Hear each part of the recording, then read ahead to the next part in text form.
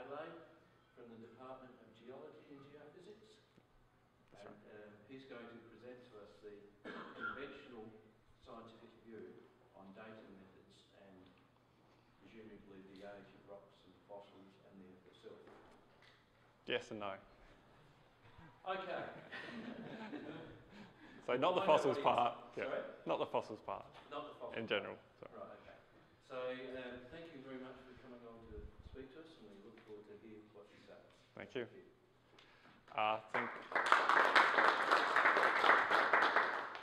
Thanks for having me, everyone. After accepting the invitation, I unfortunately didn't get to spend as much time preparing for the talk as I wanted, so hence why I was finishing off the talk in the last minute.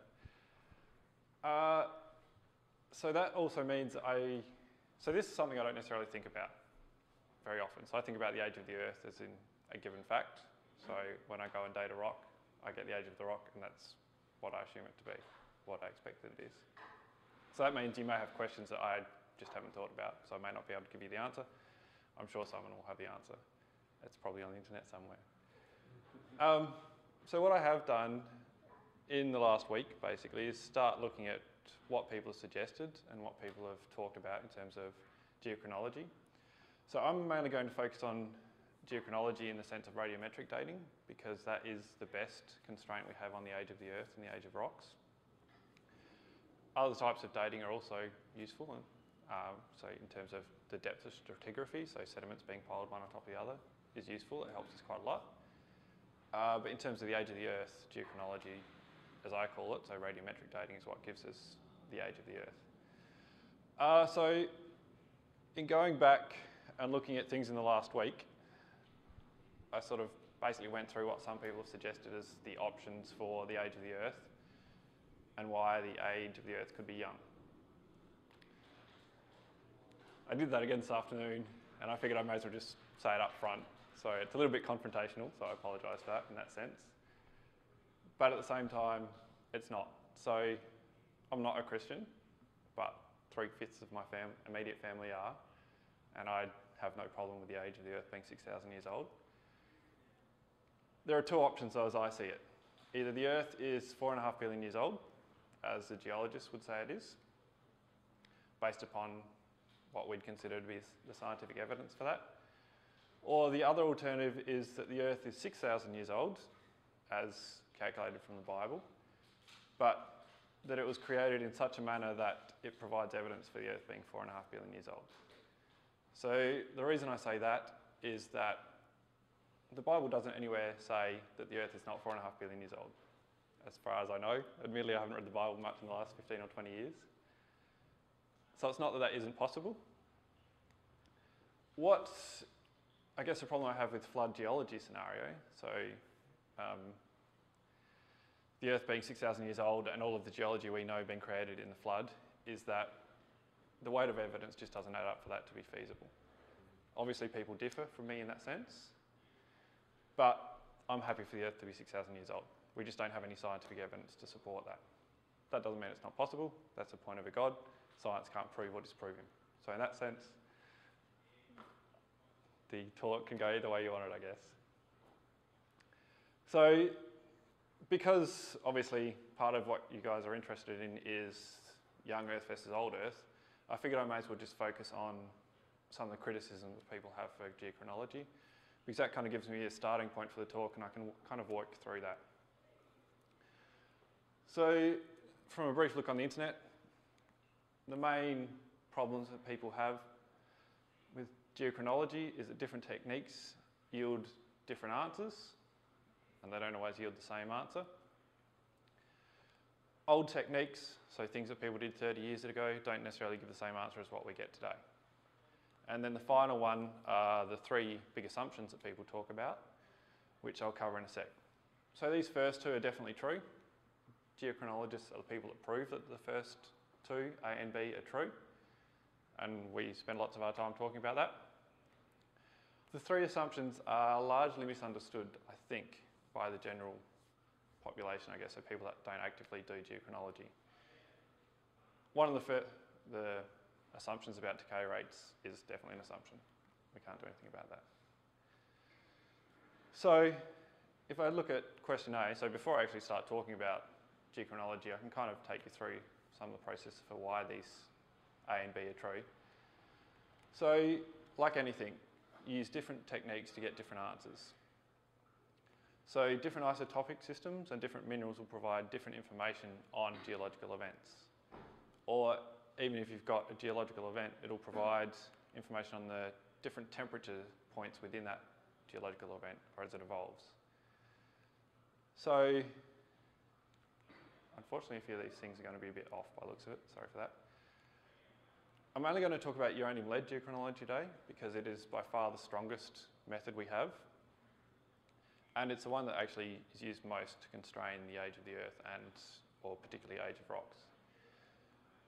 So lots of what people talk about when they criticise geochronology is whole rock dating. We almost never do whole rock dating. Whole rock dating is what we do when we don't have any other option in most cases. So lots of what we do is actually date individual minerals or fractions of individual minerals. So some of the common minerals we use are zircon and monazite. So zircon's particularly good for dating granites. Monazite is particularly good for dating mountain building events, so what we'd call metamorphic events or orogenic events. So if you go to the Himalayas and wanted to find out what age the Himalayas are, one of the things you would probably look at is monazite because it's a mineral that's particularly susceptible and grows well during mountain building events, so during metamorphism. Then we've got lots of other minerals, so like rutile, titanite or apatite. And all of these minerals take in lots of uranium, but they generally don't take in much lead. And that's what makes them useful for us. They all have different strengths and weaknesses. Zircon is very robust. It survives lots of different environments. But because it survives lots of different environments, it won't necessarily tell us about a younger event that we're pretty sure the rock has seen. Whereas rutile will get reset by that event. So it can, in combination, different minerals can actually tell us quite a lot of information. So this is a mineral photo I took today. So all of these things are really small. So I tried to take a photo with a pen, so the point of a ballpoint pen. Didn't save, unfortunately, so I drew one. But that is kind of a rough scale. So lots of these minerals are only a few hundred microns across. So, 100 microns is 0.1 of a millimetre. So when we're talking about dating minerals, we're generally talking about dating accessory minerals, so minerals that you can't see without a microscope. This particular mineral here is one from the Jack Hills in Western Australia. So this location is famous for having sedimentary rocks that have zircons that are the oldest zircons in the world. So this one's 4.1 billion years old. So something I'll do quite a bit probably, without thinking about it, sorry, is swap between million and billion. So a million years is a million years. A billion years is 1,000 million years. So wherever you see MA, that means million years ago. I don't think there's any GA, but GA is a billion years ago. And I apologise if I keep swapping between them. So each of those different minerals uses uranium-lead decay, but it gives us different information because they grow in different conditions. They preserve different cooling rates or different information on cooling rates. The next big one is that old techniques don't necessarily give the same age as new techniques. And that's not surprising. In fact, if all of our old techniques gave the same age as new techniques, we'd probably think there was something wrong and think we were wasting time.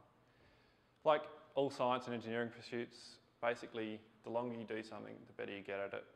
You realise what the problems are with old techniques, and you come up with new techniques or new analysis options to enable you to get better information on that age that you're trying to get.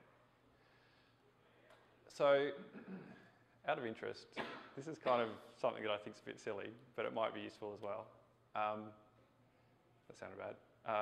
How many people are scientists or engineers so how many people, if I talk about an uncertainty, how many people are happy with what I mean by that? That's pretty good. What do you mean by uncertainty? So, I am uncertain about that. So I could probably demonstrate with writing an age on the board. So if I say something is 500 plus or minus 2, sorry, that was bad, 2 MA, so 500 plus or 2 million years, plus or minus 2 million years. Who feels comfortable with that as being a good age? So to me, 500 million years plus or minus 2 is an outstanding age, really, because that is 500 million years plus or minus 0.5%. So that's actually quite a good percentage to have. So if we think about a comparison with people's age, does anyone in the room actually know when they were born? So the exact time? Yeah. What time were you born? 20 past midnight. 20 past midnight. Could I ask the day as well? So 12:20 a.m. So that's most likely wrong. You probably shouldn't say that as a speaker to the audience. But He was there. he can't remember it though. It's not actually the wrong time necessarily. It's just the way it's passed on is wrong. So if we think about it in an uncertainty term, so plus or minus something. So at the moment on my watch, it says 7:18,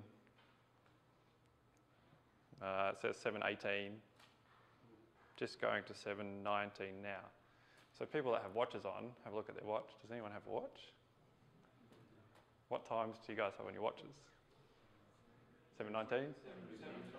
7:20? Phone says 7:21, 7:22. So even just from the audience here, that's a difference of 3 minutes. So that suggests we've probably got an uncertainty of something like plus or minus 1.5 minutes. I don't know how they do it in hospitals. They might have quite a good timekeeping method. And I imagine if we asked someone that was born last year, then the timing would actually be more accurate because most people have phones now, so phones probably are more accurate than watches. So that's kind of the uncertainty we're talking about.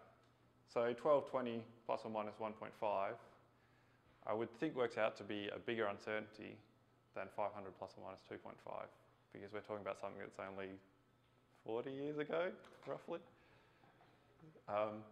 So that's kind of what we're talking about. It's not that we don't know the answer when we say plus or minus 2.5. We just have a level of error or potential error in there that we know exists. We can't do anything about it. So 500 plus or minus 2.5 is our best estimate. I think I'll skip the next demonstration because it's time consuming. We can come back to it later on if you want. With the newer techniques, is that just reducing the level of uncertainty, like the 2.5 you got there, or is it changing the 500? Both. So I guess if we go back to this analogy here, 12:20, I don't know what time people get given for the time of birth. Is it the first breath or when the baby's entirely out as such? What it may be, surely someone knows this. But if you think about that, so in that scenario, then depending on where you take the time of birth from, it will vary slightly. It'll only vary by 30 seconds or something maybe. It may be that in the last 40 years, we've had someone say, we're going to record the time of birth as exactly when the baby takes its first breath by itself. And that would be a change that would make the time of birth much more accurate or much more consistent. So in a geological sense, some of what we're doing is getting a better understanding of when minerals are recording their age.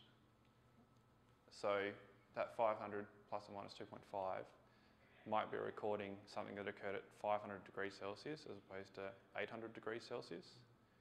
So if you've got one mineral that records an age of 800 degrees Celsius in the rock and one that records 500 degrees Celsius in the rock, and you're interested in what happened when it was 800 degrees, but the first mineral you dated was the mineral that recorded a temperature of 500 degrees Celsius, then you'd have it an age that might be 1 million years younger or 500,000 years younger or something. So if you realise that's the case, that it's recording a low temperature, and go back and date it with a mineral that records a high temperature, then you might get an age that's a little bit older. So in that sense, I don't know if that just made it more complicated, sorry. But basically you're recording, we're getting a better understanding of what we're actually recording. So we might look for a better method or a better approach to get the actual event that we're interested in. Sorry, is the assumption that the temperature of the rock is decreasing, and so you're measuring it to a particular time when there's a particular temperature? Depends what rocks we're talking about. So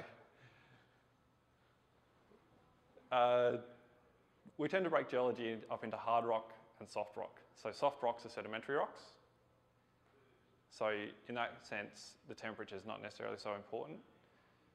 In hard rock, you're talking about things like granites or rocks that have been buried and come up to the surface. So if they're coming up towards the surface, then they're going to be cooling, because they're going from something that's probably at 700 degrees Celsius, 600 degrees Celsius, whereas the surface it's 20 degrees Celsius. So you're basically measuring it from relative to the time it came to the surface? No. So we might be. So some things only record temperatures at 200 degrees, say. So in that case, we are measuring something that's getting towards the surface. But things like zircon record the formation age of the rock, so the formation age of a granite. And it's effectively unaffected by the cooling as such, because it records a high temperature event. Did that help? So what you're saying is it's complicated?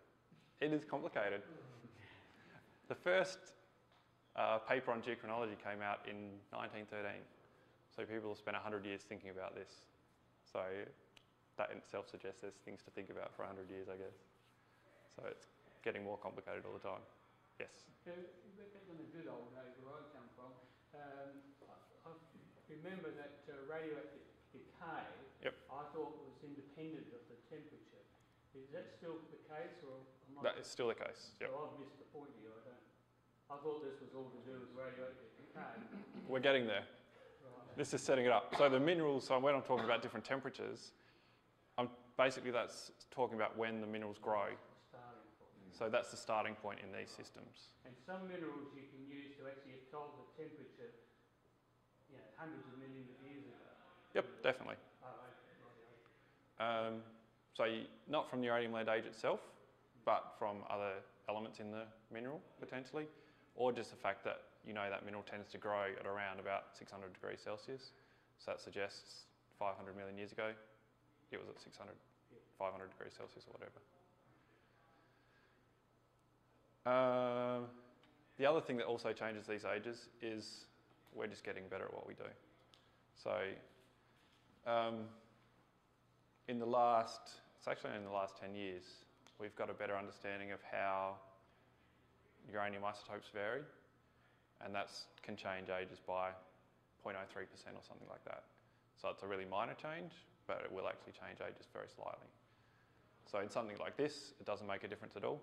If you're dating something that's 2 million years old, then it does make a difference that's noticeable and appreciable. So we've made this smaller, and we also think we're making the age itself more accurate as well, more correct as such. How's that? Hopefully I haven't just confused people too much. Feel free to ask questions all the way through this. So the three assumptions that we're dealing with, I guess part of what we're dealing with is that if people were to choose a flood geology, young Earth view, then they're forced to assume that geochronology is incorrect. They basically have to do that, because otherwise flood geology falls to bits. If you're a non-flood geology, young Earth creationist, then it doesn't really matter, because it can be completely independent, and that's fine.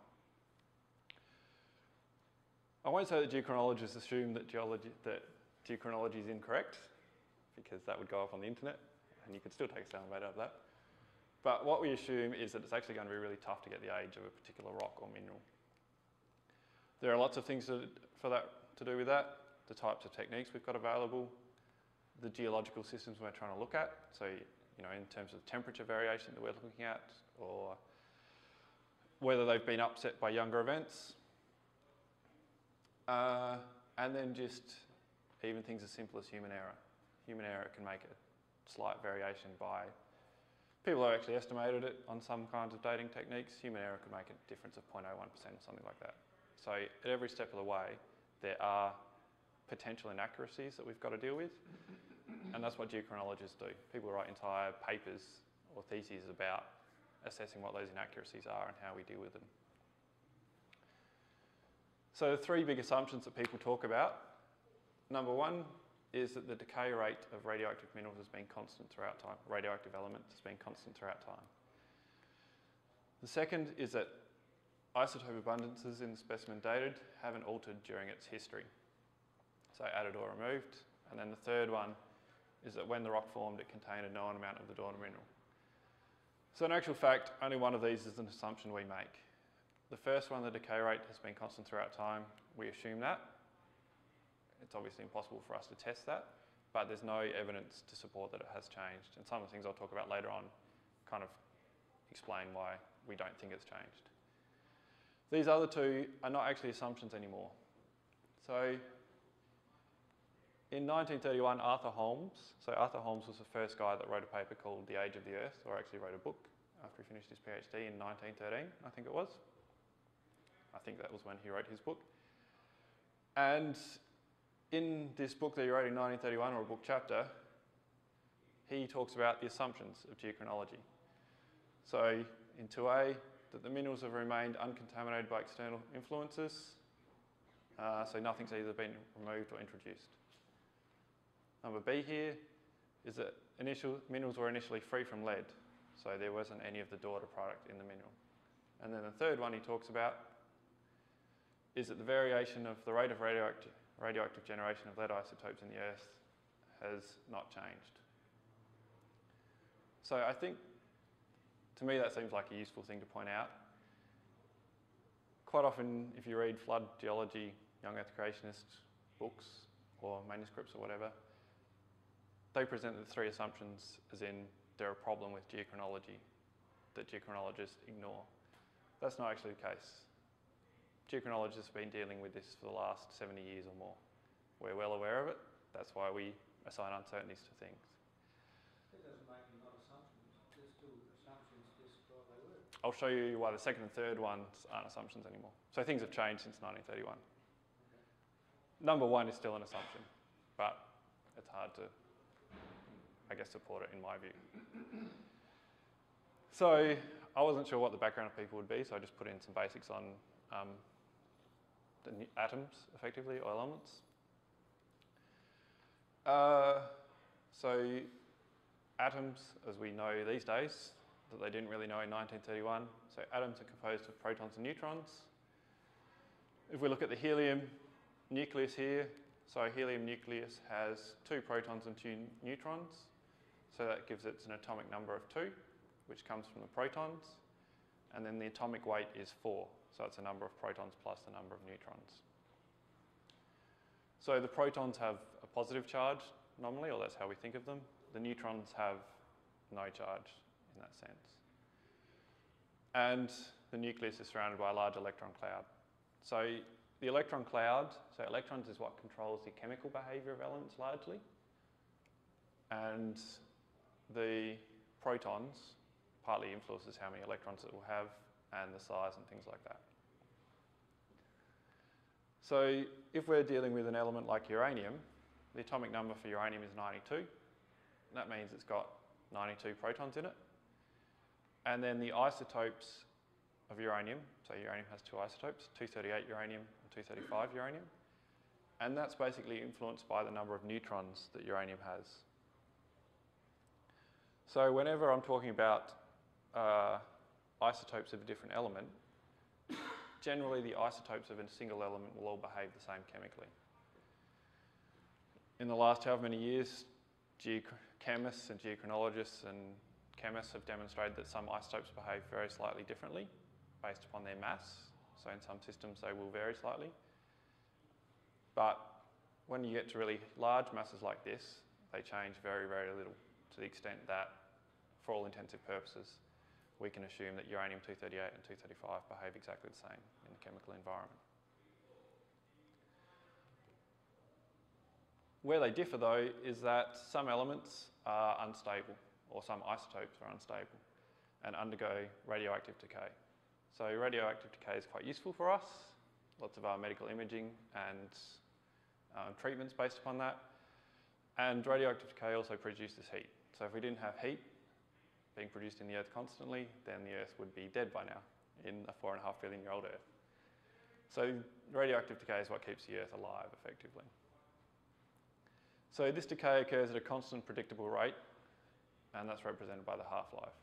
So back in that book from Arthur Holmes in 1931, they talked about a series of experiments that people had done to try and change the rate of decay. So that included heating it up, putting it under huge pressure, so things basically at Earth-like conditions or exceeding Earth-like conditions, and they couldn't change it. They also tried bombarding it with radiation, so gamma rays and things like that, and they couldn't change it.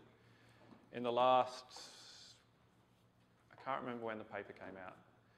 So it's a paper that I found the last week, and then when I started looking at these things today, I watched one of the talks previously from a previous speaker, and they talked about rhenium and osmium, the decay rate of rhenium changing when it's fully ionised. And that's true. Scientists have demonstrated that. But in the case of rhenium being fully ionised, it requires stripping off 180 electrons or something like that. So I can't imagine anywhere in nature where you would have that, aside from maybe the sun. That doesn't mean it's not possible, but it's not something that we can expect to have occurred in geological processes throughout Earth history.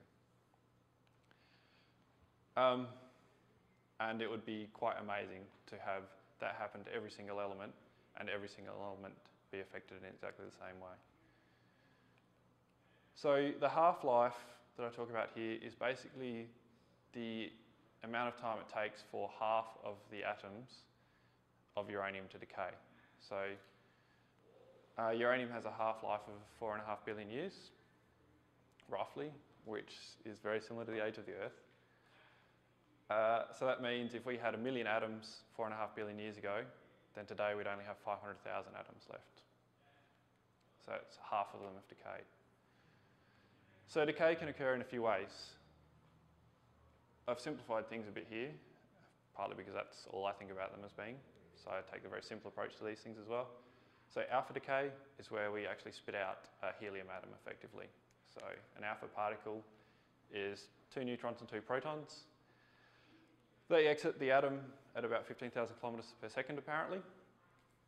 You'll see I don't have many references on this slide, so I apologise for that. But it can be stopped by paper or by air or by the outer layer of skin, basically. Beta decay are high-speed electrons. So they have a slightly greater penetrating power, so they will go a few centimetres into flesh. They are travelling at, I think, near to the speed of light, so much, much faster. And then gamma radiation is emitted, which is, I guess, the one that gets talked about in cartoons and things like that. So that's a much more, that's travelling at the speed of light. It's effectively light, or a very short wavelength light.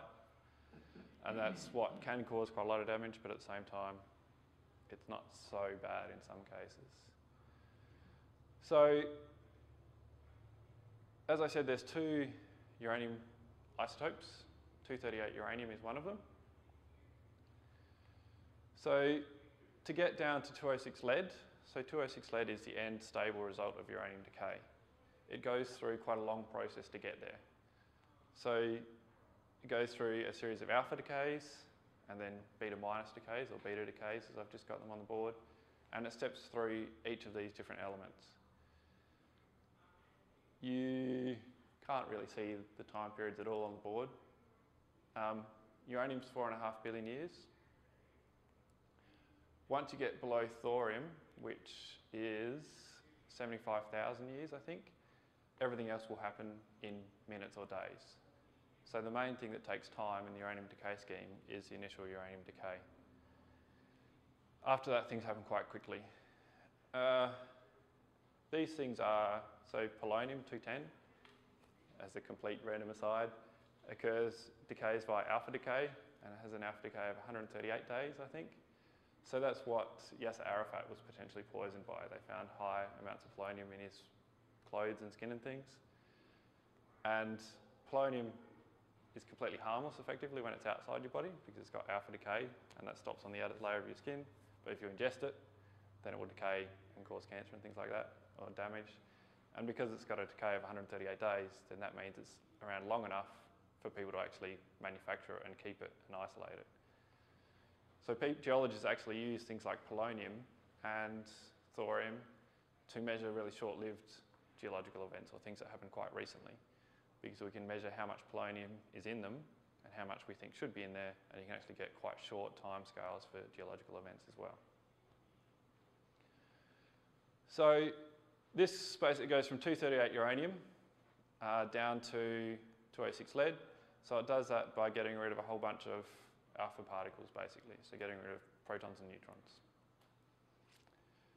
Sorry, for beta decay, the electron's actually emitted from the nucleus, not one of the yes. shell electrons. Sorry, that's true. So that means that a neutron's being converted into a proton. That's exactly right, yes. So that's why if we've got from, so protactinium here, which is 234, which has a Z number of 91, when it gets rid of an electron, that adds one proton effectively, so it makes it back into a uranium molecule, or a uranium atom, sorry. So that's why we've got the alpha decays go down, and then the beta decays go back up on this little chart, and that's basically saying they go back up to a higher order or higher Z number atom. The 235 uranium decay scheme, similar, it's a little bit more complicated. It's got what we call branch decays and things like that. It has a much shorter half-life than uranium. Sorry, that's a screw up on the slide. 235 uranium decays to 207 lead with a half-life of about 0.7 billion years, so about 700 million years. 238 uranium goes to 206 lead at about 4.5 billion years. So we've got 2 uranium isotopes going to 2 lead isotopes, and that's the power of the uranium-lead system, is that we can compare these two systems against each other. So in many senses, geochronology is really simple. All we do is look at how much lead we've got in our mineral, how much uranium we've got, and calculate an age from that, because we know the rate of decay, and we can measure the amount of uranium and the amount of lead really easily. Where that potentially varies is if you've got some lead-206 in the mineral to start with, and that's something I'll come back to. So what we do when we're measuring uranium-lead geochronology is realistically just measure the 206 lead divided by 238 uranium ratio. So we're just measuring the ratio in the minerals. And that's relatively easy to do, technically speaking.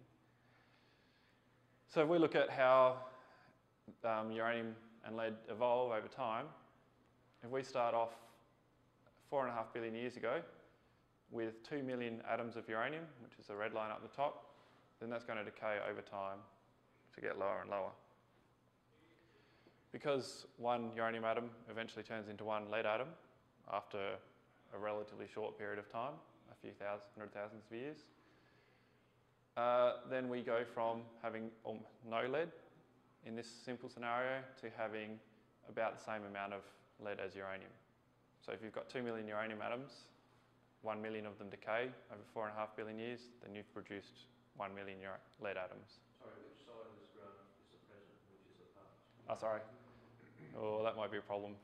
So, in everything that I do, 0 is the present day. Right, so present's the left. So 4.5 billion years is 4.5 billion years ago, and present is 0. So everything I'll think of is in geological time, I guess.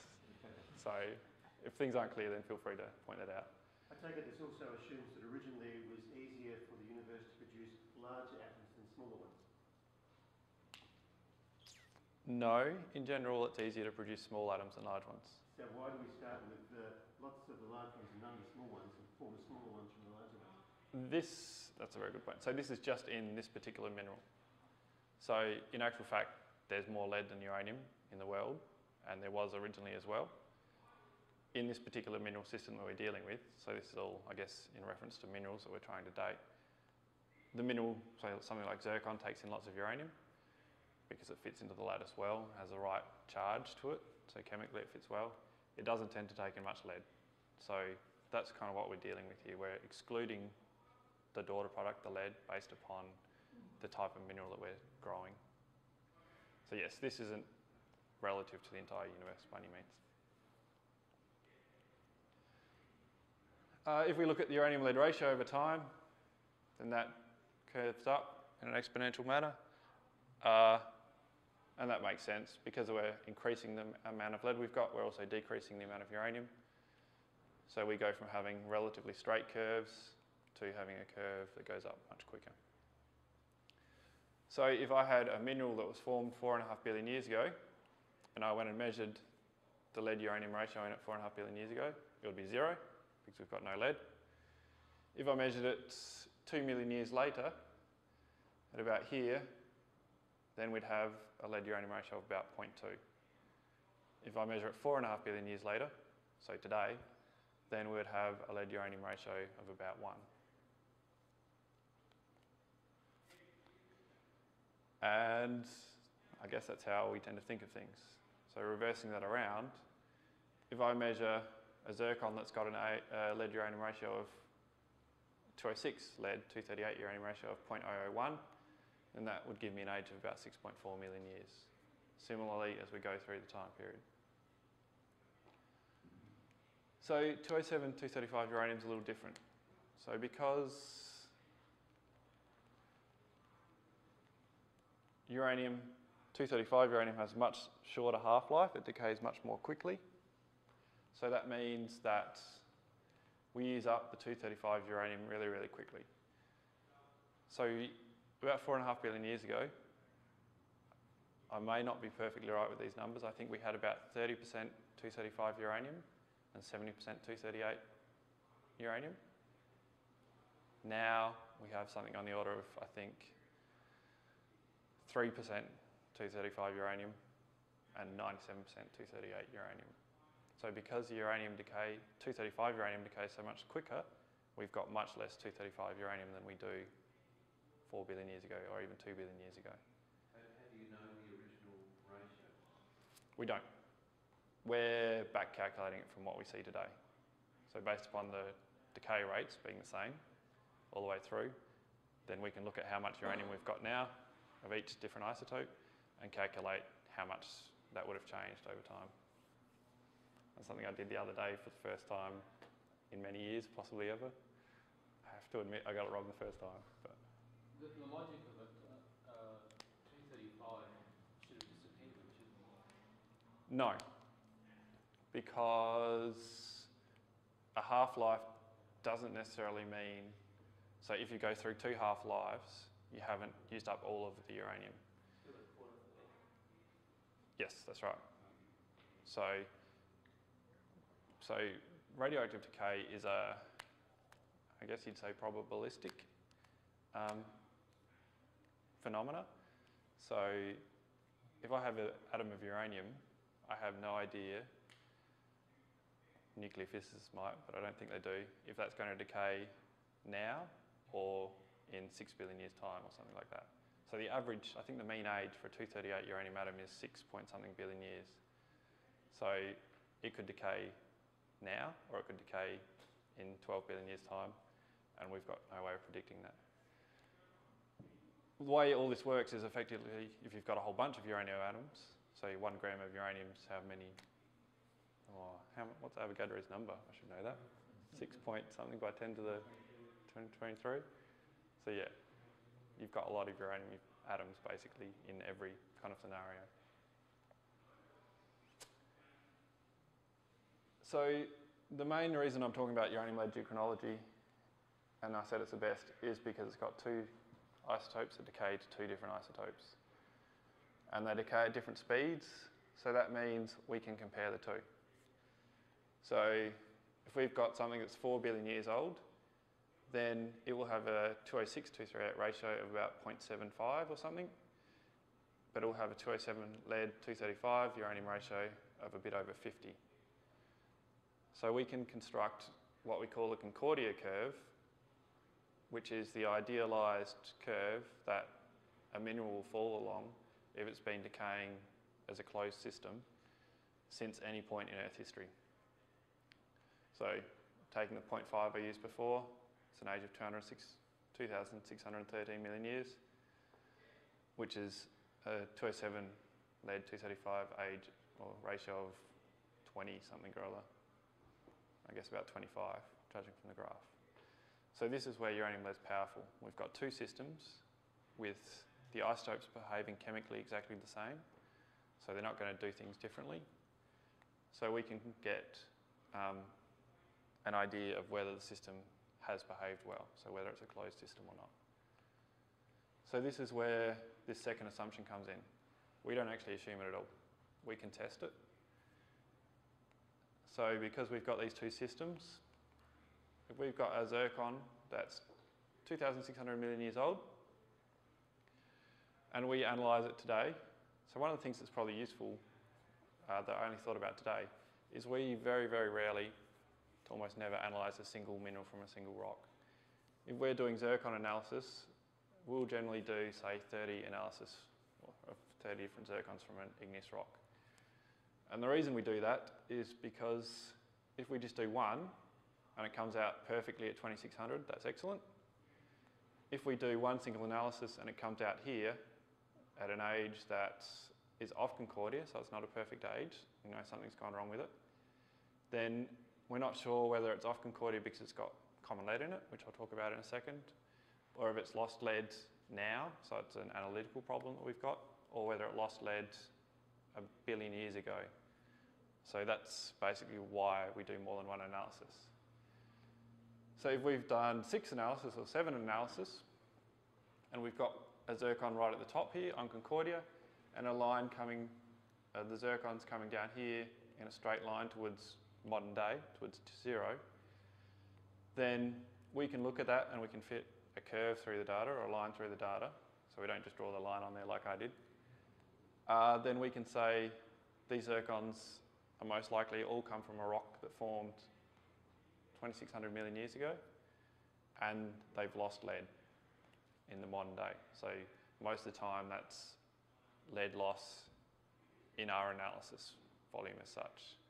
So if we're drilling into a zircon measuring the uranium lead ratios, if some of the lead has moved slightly to one side in that zircon, then we'll miss that bit of lead, so it will appear that the zircon as a whole has lost lead. It's not necessarily the case, it's just the way we've analysed it. So that's how we can determine if minerals have lost lead over time. So we actually appreciate that.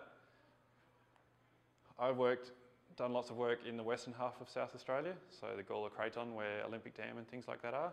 So most of that area is 1,500 million years old or older, going back to about 3.1 billion years. And I think I've probably analysed like 20 good zircons in my life. So lots and lots of minerals, particularly the older you get, are discordant. But if we do enough analysis, we can demonstrate that that behaves in a systematic manner, and we can track it back to its original age. The other thing we can do is, because we've got 2 decay schemes, I didn't really have time to put this in the talk, we also calculate 207, 206 lead ages. So because we know the rate of decay of uranium-235 and 238, if we just divide this number here by that number, so 207 divided by 206, we can actually calculate the age as well. And the reason that's useful is because, say, we started off decaying all the uranium at 2,600 million years ago, and that's behaved as a nice closed system until we analysed it or it lost some lead really recently. The isotopic composition of that lead is still going to be exactly the same as it was, or exactly the same as it should be, as if it's decayed from 2,600 million years ago. So the amount of lead compared to uranium will be different because we've lost some lead, but the lead that gets left behind will have the same isotopic composition as if it's been decaying for 2,600 million years. So that means even in a zircon that we plot down here, its uranium lead ages will be wrong as such, or they will have lost lead, but the lead age we can calculate will actually still give us the original proper age. Did that make sense? So that's something I kind of didn't put in the talk, and I wasn't sure the best way to explain it. So that kind of makes sense to people, that if we're losing lead out of a mineral, we've still got the same isotopic composition in that lead. We're not changing the composition of the lead, so it's still the radioactive lead that was, or the lead that was produced by radioactive decay. Can actually uranium get in? And if so, what are the relative ratios compared to what you think? How much precision would you like? They're identical, unless you're dealing with very, very high precision, in which case they can be very, very slightly different. So until, this is something that could get ripped apart by creationists because they might not like it. So until quite recently, geochronology generally assumed that the 238-235 ratio was 137.88 in modern day. People have been assessing that, and they've shown that it can actually vary very, very slightly. But, as I said before, on the order of 0.001% kind of thing. So it doesn't actually affect geochronology at all in most cases. It's only the very young ages it affects. Excuse me, you're saying with these, you've got these, 7 zircons there, haven't you? Yep. You've actually, in your example, that you've looked at, and you've got different ages, you know, they fall onto the graph like that. So Yep. if you then went to each of those and measured the 207 to 206 ratio, you'd all get, they'd all come back to 2,600. Is Yep. that in fact what happens? With all the normal caveats of science. So it's actually quite amazing how much lead you can lose from a zircon and it still gives the proper age. So generally, the more lead you lose, it shows that the zircon's had a harder life. So basically, it increases the chance of getting common lead in there, so getting other lead in there, or in really extreme cases, you can also affect uranium. That generally doesn't happen. Uranium stays in zircons pretty well. So the worse a lead uranium age is, generally the higher chance it will fall off of the original lead age. But the vast majority of my analysis, or the work that people do in the Proterozoic, so in old rocks, we use the lead age because it is robust. It does give you a normal distribution, so it does actually work quite well.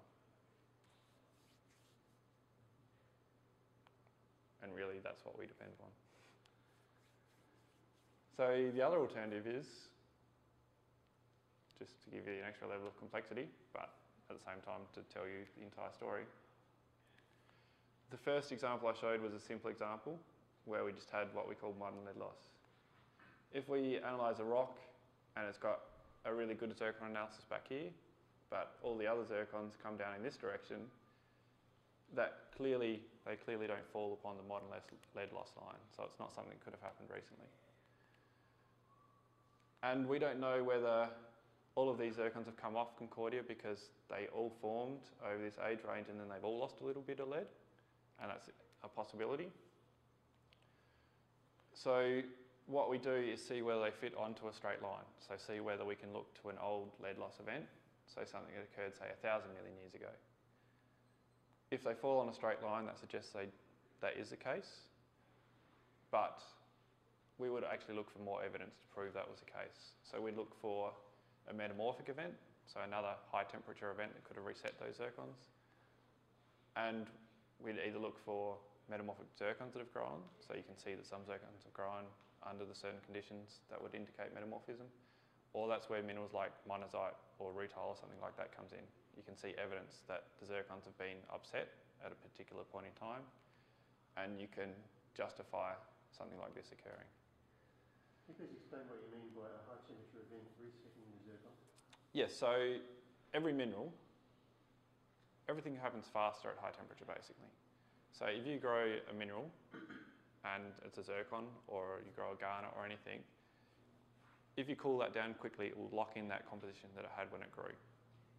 If you heat it back up again, so up to 1,000 degrees, say, or 800 degrees, then that's when things can start diffusing out of the zircon or the garnet.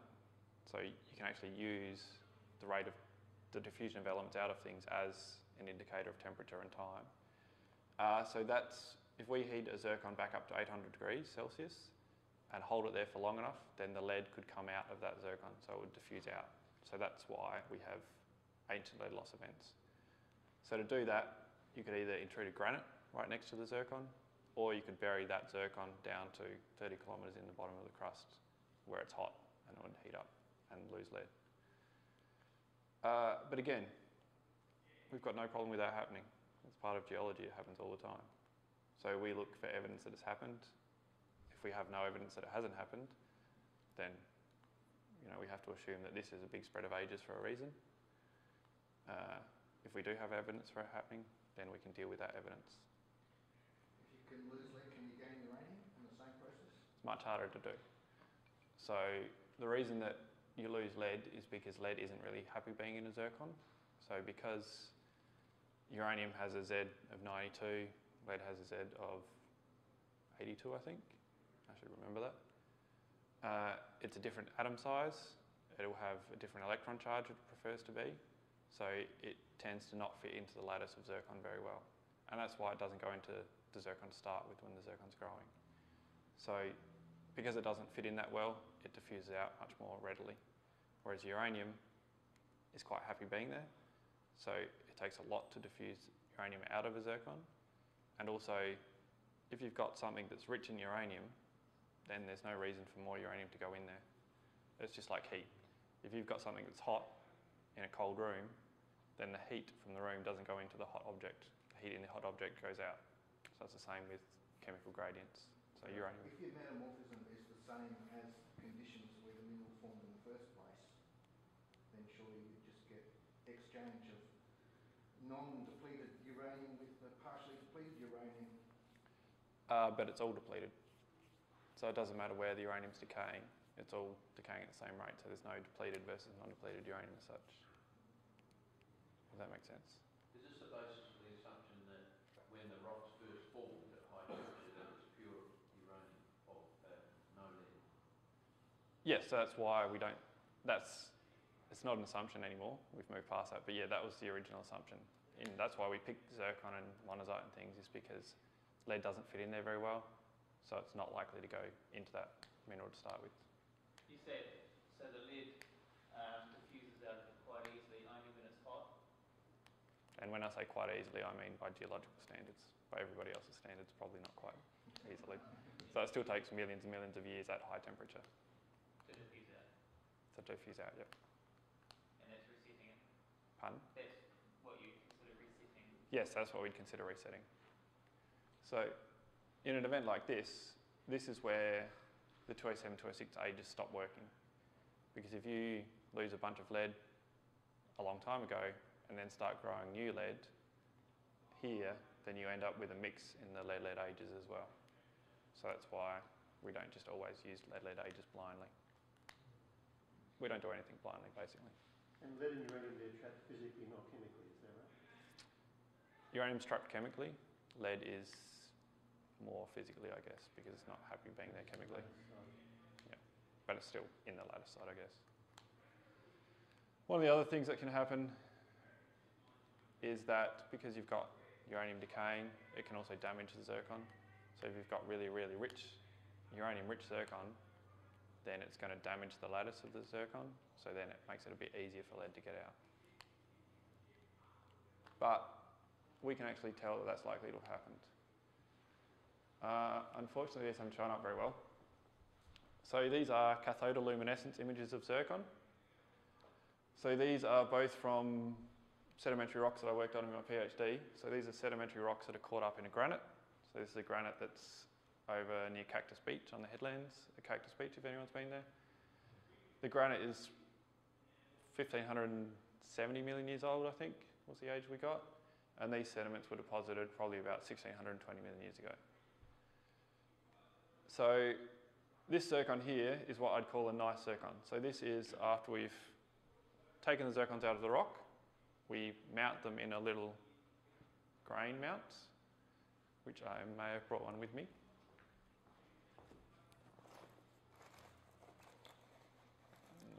Or maybe not, sorry. It's basically just a little epoxy disc, so araldite effectively. It's an inch in diameter.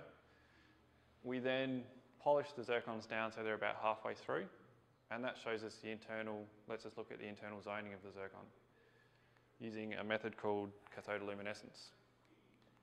So zircons fluoresce basically. So this zircon on the left is what we'd call a good zircon. So you can see that it's got lots of nice rings in it. So that's how we generally think of zircon growing in an igneous rock. So it's got nice rings and you can't see any of them being upset. So it looks quite happy. So that zircon's unlikely to have been reset. And that zircon, I think, over good age. I can't remember what it was. If you look at this one on the right though, this is what you'd call an unhappy zircon. So this is one that I wouldn't actually even analyse this one because it's so bad. But you can see how it's got all these black spots in it, and you can see how there used to be some zoning, but then it's got all sorts of weird wavy things going on. So that's probably a zircon that had lots of uranium in it to start with, so it's been damaged. And then it's probably also been through a high temperature event of some description to destroy it like that. Kind of has because it's in a granite, so obviously it's been through a high temperature event. So if you're going to guess which one of these two zircons would lose lead, it would definitely be this one, and you wouldn't analyse this one to start with.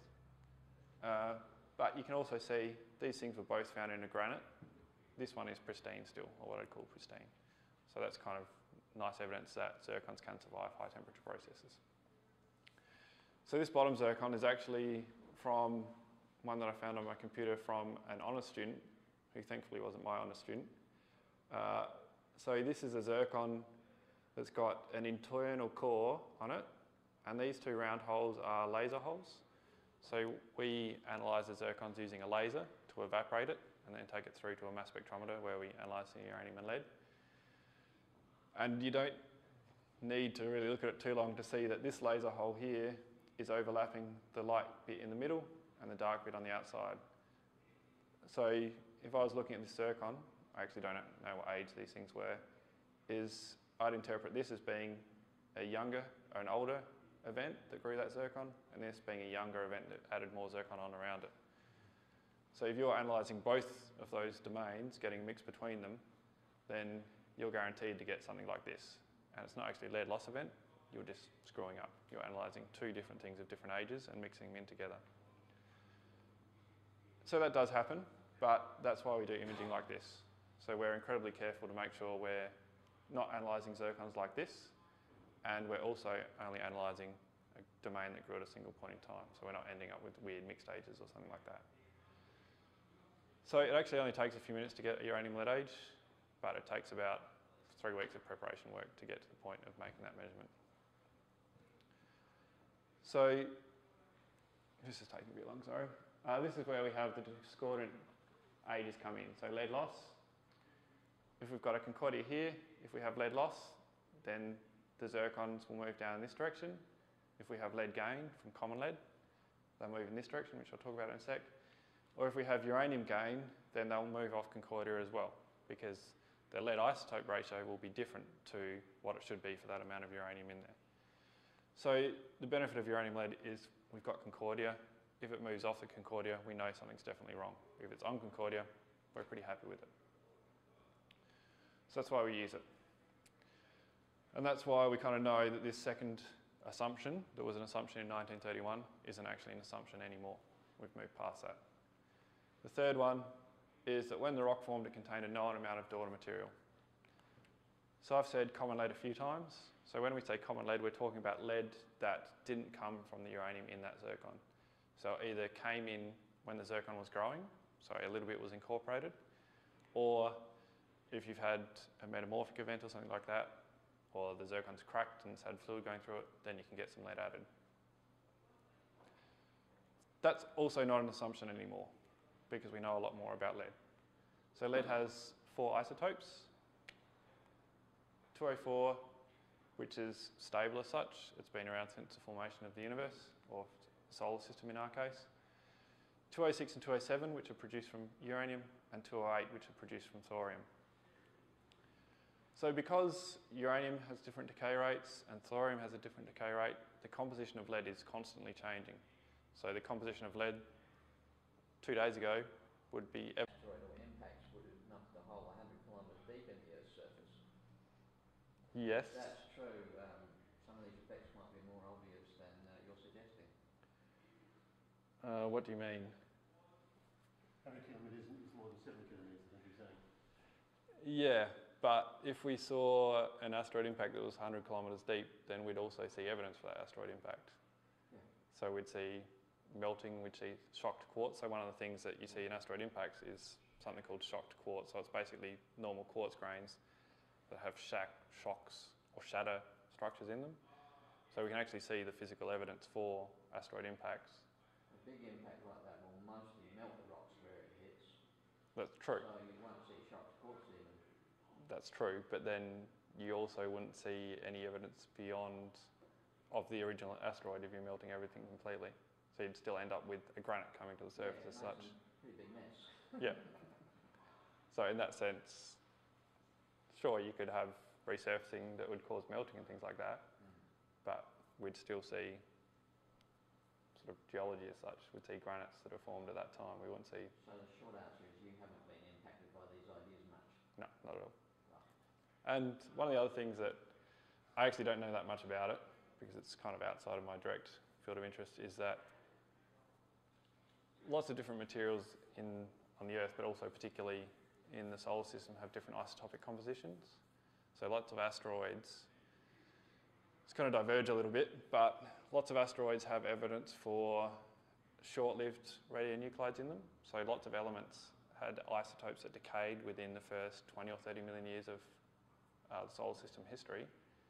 And you can see isotopic evidence for that. So their daughter products show a different isotopic composition to Earth's products as such, because Earth formed after that time. So if you started seeing meteorite impacts or asteroid impacts like that, then you should also be able to see isotopic evidence for them in the rocks that they produced as well, or in their remnants as well. So yeah, these ideas haven't impacted me at all, but that would be the things I'd look for, I guess. And I guess the things we don't see, or we don't see to support them at this stage, I guess. But They're interesting questions. they are. That's actually why I do geology, because it's on such a long time scale. It's more interesting than looking at something that formed yesterday and you kind of get the answer. It's easier, more interesting to think about things that are abstract in that sense, I guess, to try and work out what happened. So there's more answers or more questions. You're assuming that there was only uranium at the start before any radioactive decay? What do you mean? The 4.5 billion years ago. Yep. There was only uranium, and then it decayed to produce uranium and lead. So is one of your assumptions that you started with uranium only? So there's no lead 207 and 206 originally? Oh, that's where this common lead comes in. So we can demonstrate. Oh, are you saying how we know there wasn't some 207, 206 lead there originally? Yes, that's where it gets a little bit tougher. But again, if you've got an inappropriate amount of lead for the amount of uranium in the system, then you would have things coming off of the concordia. So if you had... Secular reasoning there. You define what's inappropriate by your assumptions. Yes, but that's also logical, I think. So if you've got a system that had uranium in it and no extra lead, Or no lead at all? No lead at all, or even if it had extra lead, that we'd call common lead, and you can account for that, then you'd be able to say exactly that it should fit on concordia, so we can calculate that.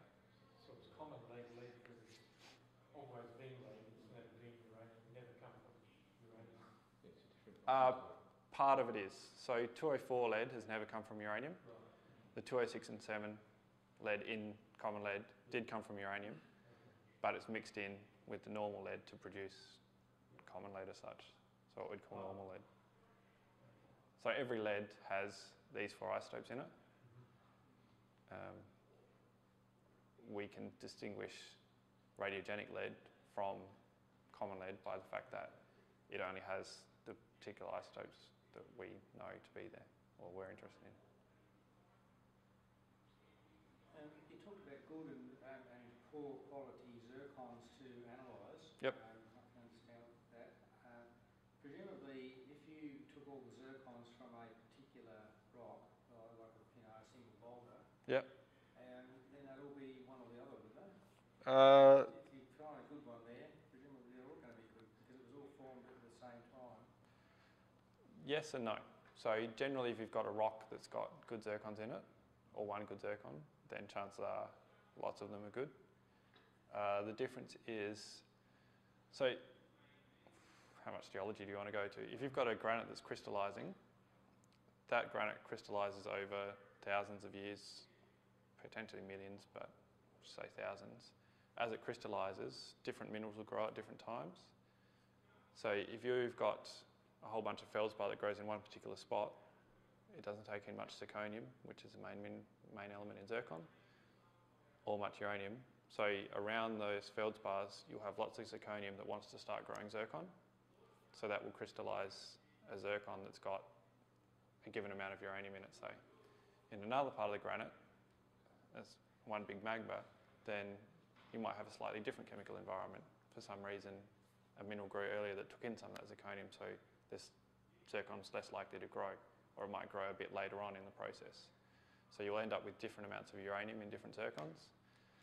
So you see, variation of probably not an order of magnitude in the amount of uranium in zircons from one rock, but it's getting towards that at times. So definitely from 100 parts per million up to 1,000 parts per million is not uncommon. In the one rock. In the one rock. Yep. And then that will affect how good the zircons are likely to be when we get to them. I'm getting the picture of what you're saying, that granite is actually like a fruit pepper with all these little currents or whatever and sultanas. Yep. Forming within it, and they grow as a granite cooling. Yep. These all form, and this one over here will have more uranium, but it's got that to be somewhere where the uranium richness will have less. Yep. But you'll get curves for both, and you expect them to agree. Yes, that's right. Just a bit more chewy than normal. Not good for the enamel. Can we just let you finish here? Well, that's where the good part of it finishes as such, and this is the part that I just finished making. So I guess the decay rate is the last thing. So the decay rate is something that is, as flood geology creationists will argue, it's impossible to prove that it's been constant throughout time. I would argue there's no evidence for it to have changed throughout time, and given how hard it is for us to change it, it's also unlikely that it has changed. So in thinking about this today, or in the last week, the best way I could think about it was to make it a human interest story as such. So this is taken from, I can't remember the name of the institute, Creation Research Institute or something like that. So this is a group, I think it's Andrew Snelling maybe, but basically a group that got together and published these rate reports, which is basically looking at the validity of radiometric age dating. So some of what they did was basically question what geochronologists say. One of the things they decided to do was to look at fission track densities in zircons. So the fission tracks are created by the alpha particles. As the uranium decays, it spits out the helium atoms, and that actually leaves a little track in the mineral that you can see. And they did that because they thought they were going to be able to prove that the uranium lead ages and the fission track ages were different.